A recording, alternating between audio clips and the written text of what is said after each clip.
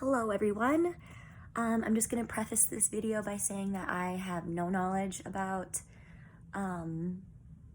Star Wars, and the names of the characters are kind of hard for me to understand, so I hope that I'm saying them right. So for number one, I found that misrepresentation and bluffing were used. Misrepresentation was utilized by Qui-Gon when he kind of lied about how he acquired his racing pod, and bluffing was used by the little flying guy. I think his name is Watto. Sorry if that's wrong. But that was utilized, and this was shown to be true at the end when he admits that this was never a fair trade, and that basically he had no intention of ever freeing Anakin.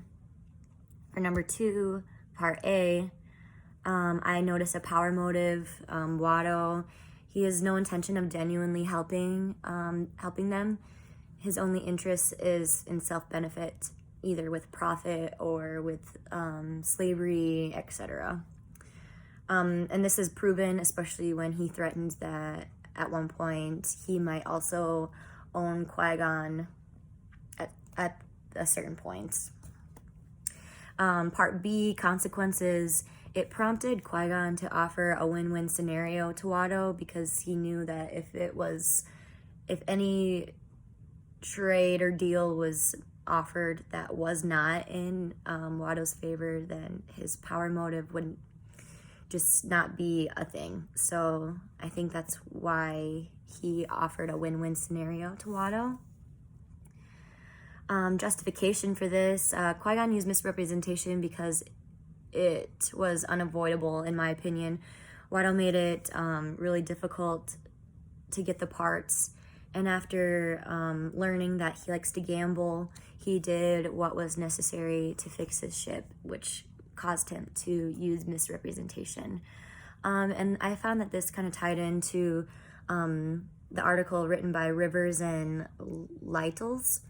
And basically in the article it explained that it is important for negotiators to be aware of cultural differences and cultural norms regarding the use of ambiguous negotiating tactics, which is why I think Qui-Gon is pretty smart actually by I guess he did not figure it out on his own. He was told this by Anakin's mom, that they like to gamble, but he played to that liking and offered Watto a deal that he basically could not turn up.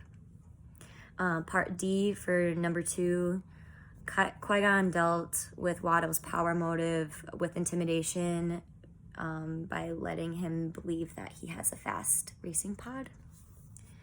And number three, I chose the second pathway and applied it to what's happening in the scene to what's happening in real life right now.